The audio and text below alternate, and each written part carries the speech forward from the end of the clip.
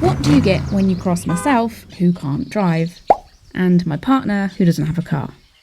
A big fat Caledonian coach filled with people who want to go to the same place. We're here, we've arrived, and we're waiting for our coach, which hasn't arrived on time. We can see it, but it's not in the little loading bay. There's currently a coach that is not ours being loaded. I don't know these coach terminologies. Yeah, it is quite hard to know what is going on, which coach is what. Lots of people with cases everywhere. Feels like I'm in a mini airport. So that's 2 other coaches going to different destinations. Oh, that's not R1. Where's R1 gone? Behind it. R1's literally just chilling, I think, waiting for a spot to pull up in.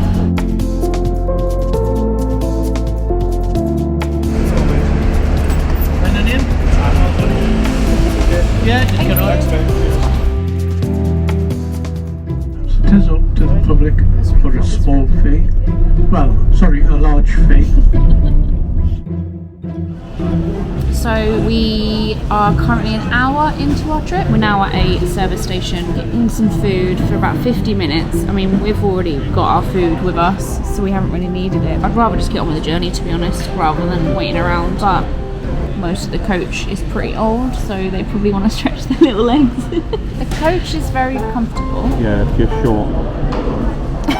So it's not the best for Adam. The headrest is really short. It's comfy, but when you sit back, your head's over the top. So when I try to nap, I'm hunched down, trying to... We are stopping off on the way to Buxton into Chesterfield to go to a market, I believe. That's a good idea. It's kind of like an excursion on the way to the actual place that coach trip is taking us to, the official hotel, which, by the way, looks very haunted, so I'm excited about that. And the coach driver is hilarious and chill and friendly. Well, I don't know if friendly is the word, because actually he's so sarcastic that I think I'd be a bit scared to approach him about anything that I need help for. I just wish it wasn't as early. It was a bit of an early start, but I guess that's the price you pay for not having a car and going yourself and needing to pick people up along the way. So I don't mind though, because we're in holiday mode. It'll be alright after I've had a sleep in the whole time. We've got a full day ahead of us first.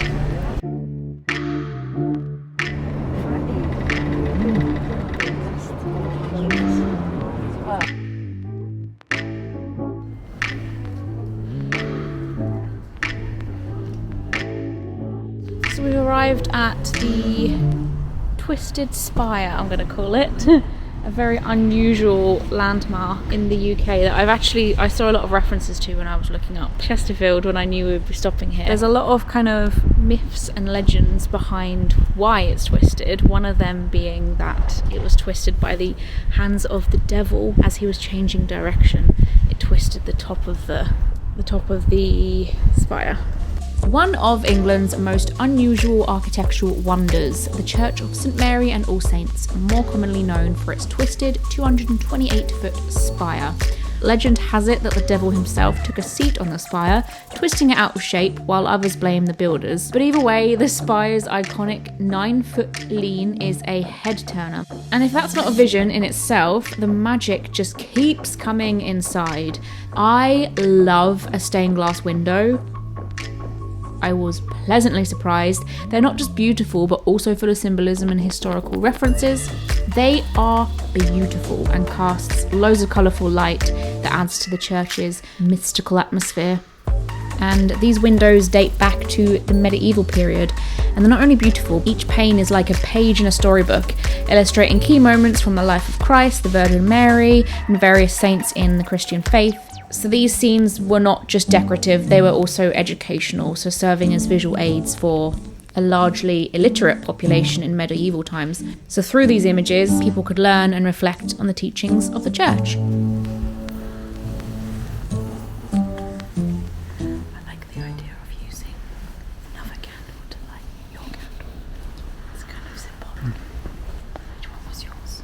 The one on the top left.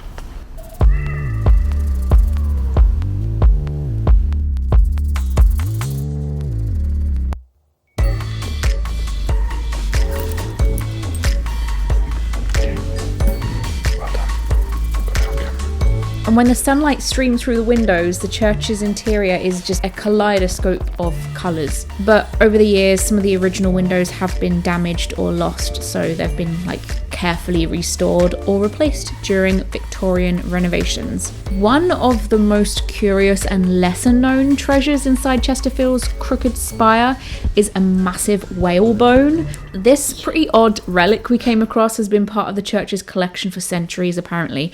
The bone, believed to be a rib from a whale, is thought to have been brought to the church in the 14th century, possibly as a gift or a trophy from a sea voyage. But now it serves as a reminder of the distant and often dangerous seas that medieval Chesterfield had connections with, despite being far from the coast. Nobody knows when or why this whalebone was placed in the church. We've just left the church and suddenly a croissant appeared in Adam's mouth and we don't know what to do about it. It is actually a very beautiful church. Pleasantly surprised about how pretty the stained glass windows are and just all the statues and stuff. So it was so nice, isn't it? It's a really pretty church. So would recommend if you happen to be in the area. When do you go into a church and come out not amazed by the whole building? Well, that's what I'm saying. It felt particularly pretty. I don't know, something about it felt nice to me. Had a massive headache as soon as I walked in though, and then now I feel good as I've left. I don't know if that means I'm the devil or...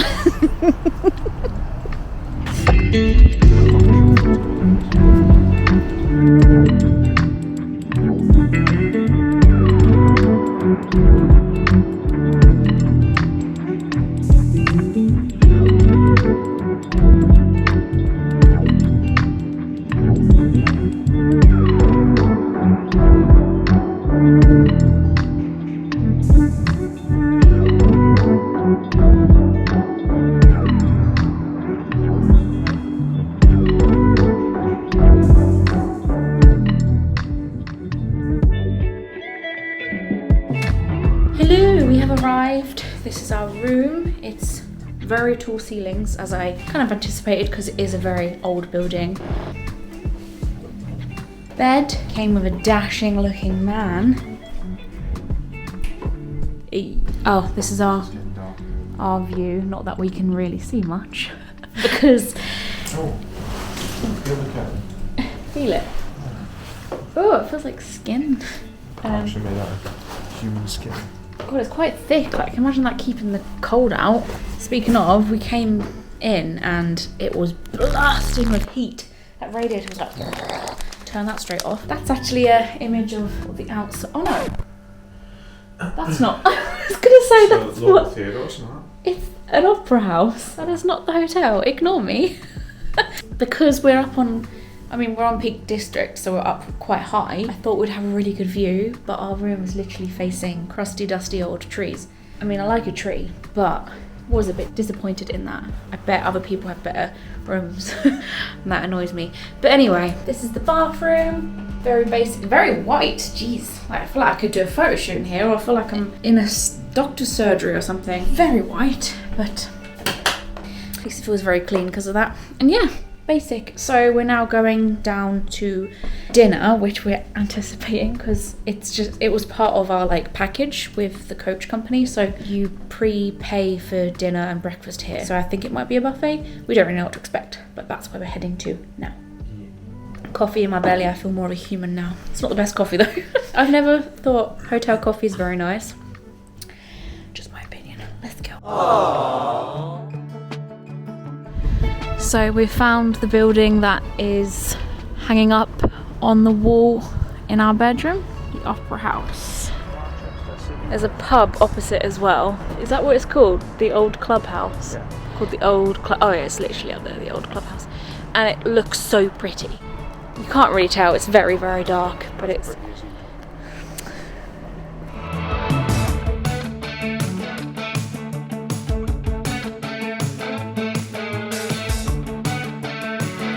covered in ivy. Which way did we come from?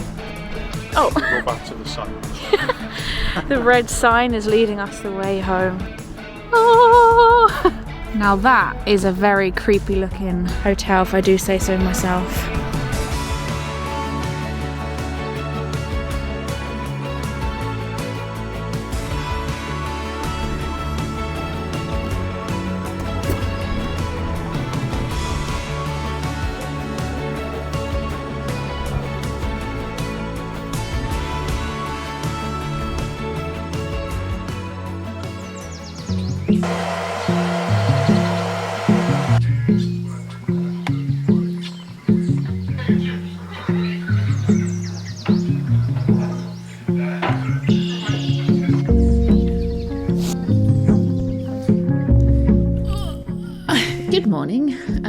Feel a lot more refreshed today after sleep. We literally crashed at 10 p.m, which is not like us at all. 10 p.m. is like the start of the night. I also woke up feeling a bit like I was being watched or something.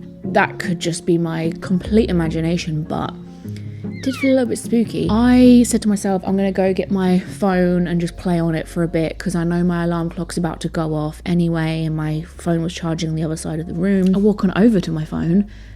It's literally 11, so I had like an hour's sleep and I felt refreshed and ready to go for some reason. So that was weird. Anyway, and then we got woken up by someone in the corridor, like chatting away. Like I was thinking it was the morning because she was so confidently chatting to her friends. Not like laughing or anything, so I didn't feel like, it didn't sound like drunk chatter. It just sounded like morning chatter or something. But then I looked at the clock and it was literally 4 a.m. I was this close to coming to the door and being like, but like just as I was on the brink, they stopped anyway. So managed to somehow get back to sleep. About a 9-hour sleep, amazing. Feeling ready for the day. And we've just had a buffet breakfast, which could not fault it. So many button mushrooms. And we actually happened to be sitting next to our coach driver, and we saw a couple people saying from our coach that they didn't want to go to the trip today. So it is an option if we didn't actually want to go on the excursions today, just to completely skip them altogether. Considering we've had a look around this area last night in the dark, we can tell there's cute places to go, but we may as well make most of what we paid for. We don't drive as a couple, so like we're not used to just being able to hop in a car and visit different places around. Hopefully have some time to explore Buxton as well in the evening before the dark. I don't know how it's going to happen though, because it is March and it does get dark quite early. Then if we have enough time, we also want to hit the swimming pool because there's a pool downstairs. That was one of the reasons why we picked this place, because it has a swimming pool. We brought our swimming stuff for it too. So that's the plan. We're about to head out now. Let's go explore. Our very first little trip out took us to Matlock. It's a lovely little town in Derbyshire, which, like most areas and towns around here, has a charming old world character. It's very picturesque and it has a mix of historic architecture, but also a strong local vibe with friendly pubs and eateries.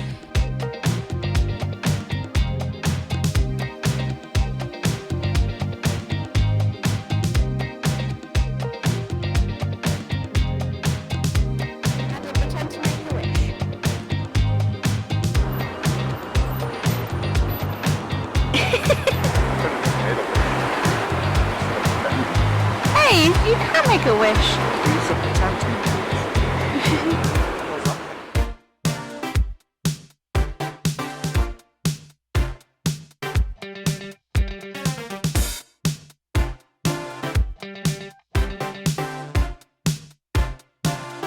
But what really did it for me is we just so happened to stumble across a charming little courtyard that leads you to a place called Punny Duke's.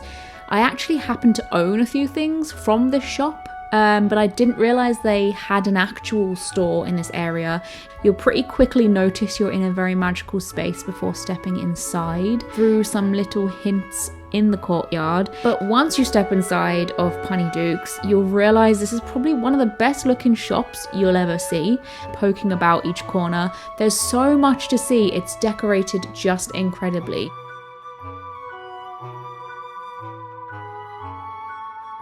It's a delightful little spot tucked away from the main bustle of the town. One of the best shops I've ever explored, and I'd recommend anyone to go to. The staff are lovely and the shop is packed with creative, whimsical decorations. Forest spirits, fantastical creatures, charming gifts, craft goblins, witchy jewellery, adorable little mandrakes, beautiful designed prints, cards and other stationery items that basically capture the magic of storytelling and fantasy.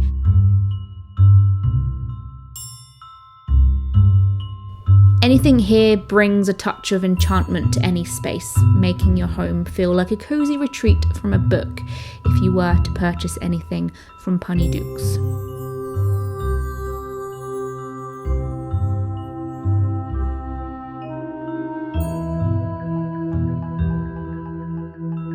The shop's atmosphere is designed basically to transport visitors to a world of magic. So if that's your thing and you love anything that reflects a love for whimsical design and a passion for creative craftsmanship, then you'll find it to be a delightful place to explore and find unique gifts or simply enjoy the enchanting ambience like we did.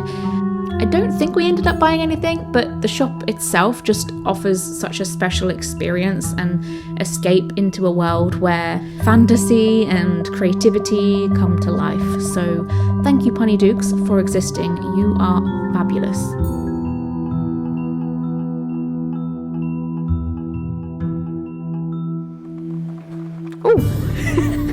Oh, no, it looked cute.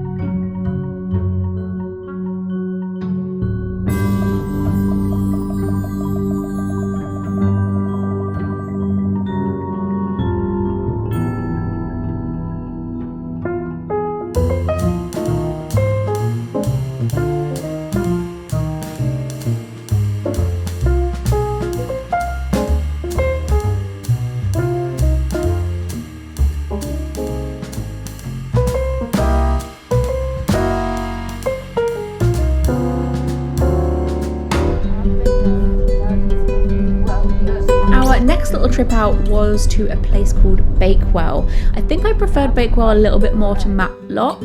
It's also a very charming little market town nestled in the heart of the Peak District, but you may have heard of Bakewell before because it is of course known for its famous Bakewell pudding, as well as being the picturesque setting along the River Wye.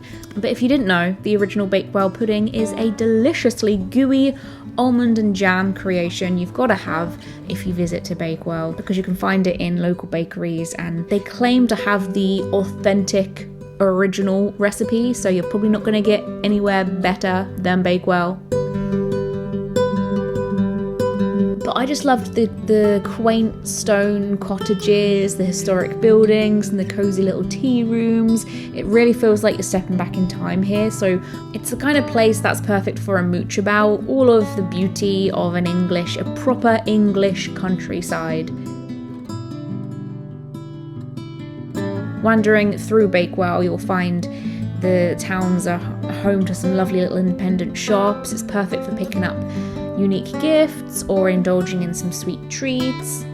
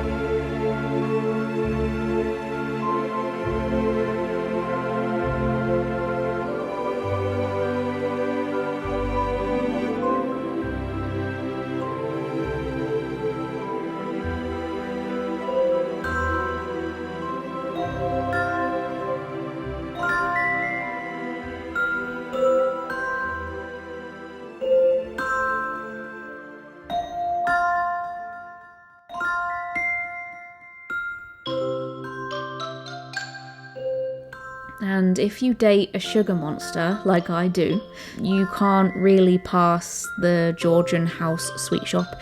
transporting you back in time with their shelves lined with jars and jars filled to the brim traditional sweets.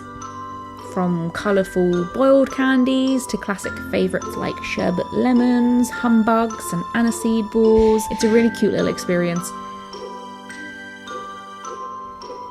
Bakewell has a medieval bridge with 5 arches and cute little ducks floating lazily along on the river below. Obviously it was quite a gloomy time of year for us, but even so you can still properly appreciate all of these outside spaces in Bakewell too.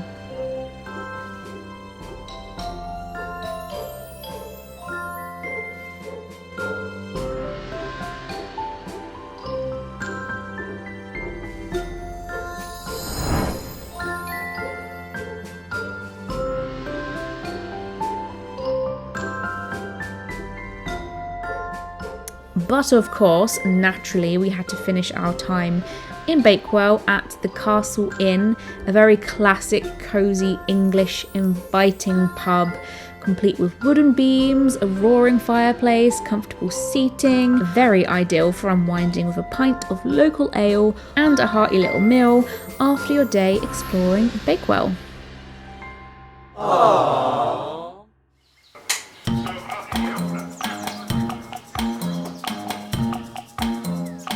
It's the next morning now, and I was very sad to be going home after such a cute little English trip around this part of the country that I couldn't actually believe I've never been to, because my heart, I left a part of it here for sure.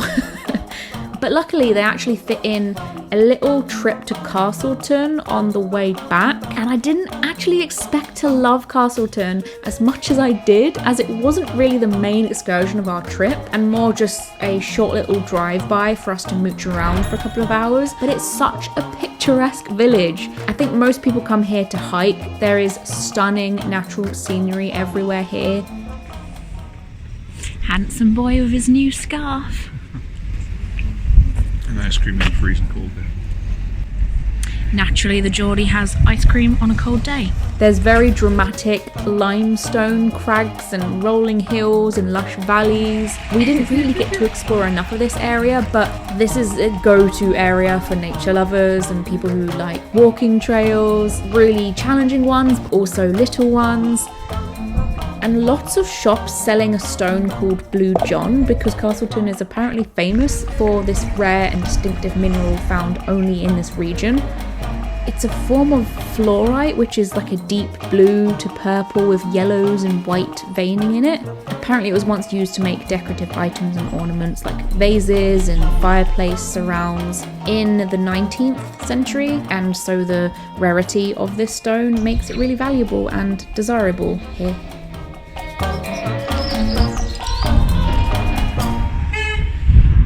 I